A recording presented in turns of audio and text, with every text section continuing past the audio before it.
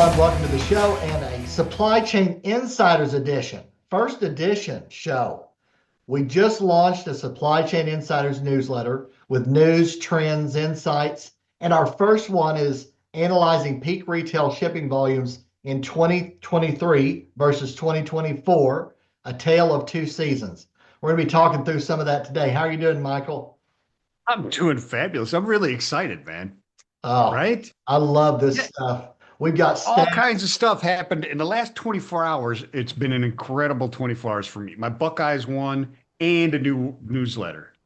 Yes, And I exactly. heard a couple other things happen too. There was an inauguration of a new president. It was Martin Luther King Day. There was a lot of cool stuff that happened in the last 25. I mean, seriously, it's been a pretty phenomenal 2 days. Yesterday was a big day. And today, we're going into the trends and insights and analysis about the retail shipping volumes of 2023 versus 2024.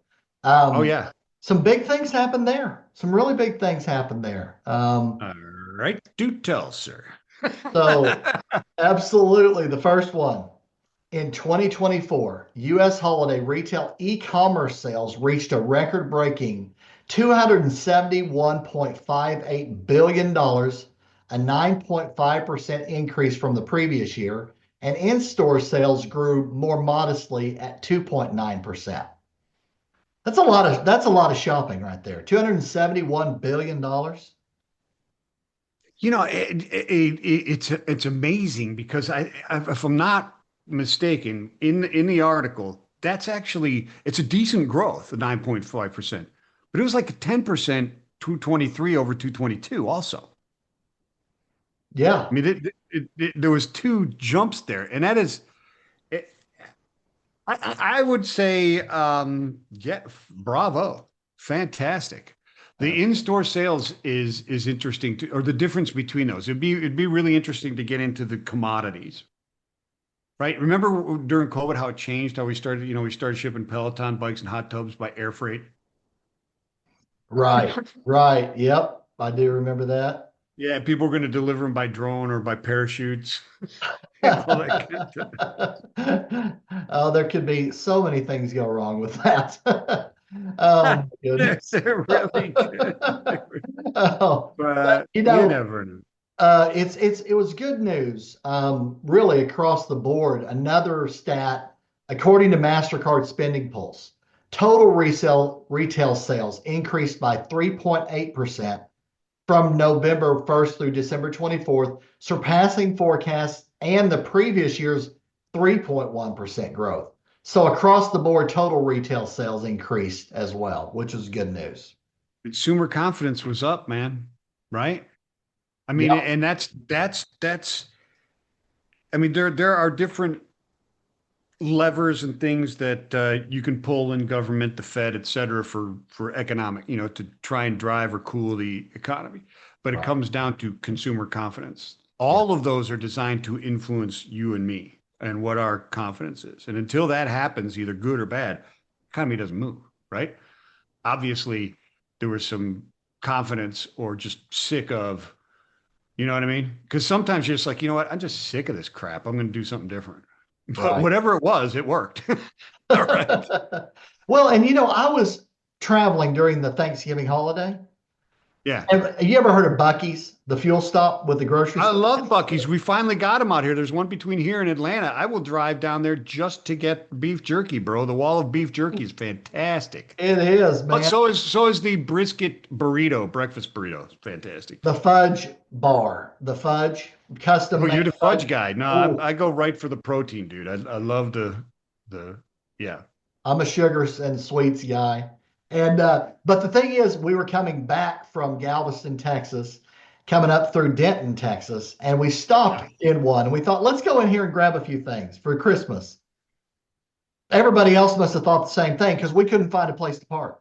I mean, literally couldn't park. So we drove around until somebody finally pulled out. We pulled in. We go inside, and I mean, it was bumper to bumper. Like, wow, Yeah. there's a lot of Were people they shopping. chopping brisket like mad out there?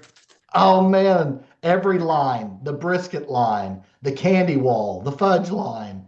I mean, the t-shirts, the koozies, the mugs, just people were everywhere, honestly, shopping. And I saw it, throughout the last season when I went out and did some shopping, I saw it. Like there were a lot more people, it seemed like, out and about to me. I agree. Two things real quick. One, the art gallery going into the bathroom is fantastic. I would buy every one of those paintings. Those are really, really good ones. But two, as you can probably imagine, I went to Guitar Center before Christmas. You might Yeah. guess that. Doesn't know that's a shocker, but I'm going to tell you something. Half their inventory was gone. Wow. Half of them were gone. I mean, and it's not like every Squire $200 Squire was gone. It was like the Taylor wall was like half gone. The Les Pauls were three-quarters gone. The American Strats were half gone. I mean, people gobbled it up. Yeah, it was the numbers jive with what I saw. Me too. Absolutely. It broke records. And we did some stats on the shipping volumes too. So in this Cool. article, please subscribe, of course, everybody, to the newsletter. But in the article, another thing we looked at was just shipping volume. So during the peak, carriers were expected to deliver approximately 85 million packages a day. And Mm, USPS, the Postal Service, scaled up to process 60 million packages daily during the peak weeks. mm, mm. It's unbelievable. It's It's a lot of unbelievable. What do packages. you think is going to? Oh yeah, right. Well, we'll see what the USPS does next year. I mean, aren't they going to be privatized or something like that? Or isn't that one of the threats? I think that's being floated. I think so, right? I think it is. I think it Privatizing is. the U.S. Postal Service is one of the I things. think it should be scaled back, so we should lose just a little bit of money on this mandated service. But yeah, it's crazy. It would be interesting to dig in here, and I know we've got it on the agenda to kind of dig into what is happening in returns right now. How is this impacting what's going on at this exact moment in returns? It's got to be through the roof. I mean, right? I mean, Yeah. e-commerce equals a lot more returns. Yeah. Right. Or Absolutely. traditionally it has, anyways. Yes, it has. And it is a big thing. Inbound logistics of returns is like a whole industry now. It's, It it's is. It big. is. Yeah. Well, you and Absolutely. I know a few people that are working diligently to try and solve those problems with some new companies out there, which is fantastic. Absolutely. Um, There's yeah, tech popping up and retail centers popping up just around returns, just returns. absolutely. All this return refurbished merchandise has got to go somewhere. Who's going to get it here? How are we going to manage that with our outbound and getting back hauls or inbound routes coming back, and all of that. Well, It's it, absolutely it, it affecting impact the it it impacts so much, even the financial status, the expense of capital, the ability to raise capital, ability to use capital within the shippers, within the retailers, the manufacturers, etc. That's inventory on book yeah, right. that you were planning on being there. That's right. That's right. Absolutely.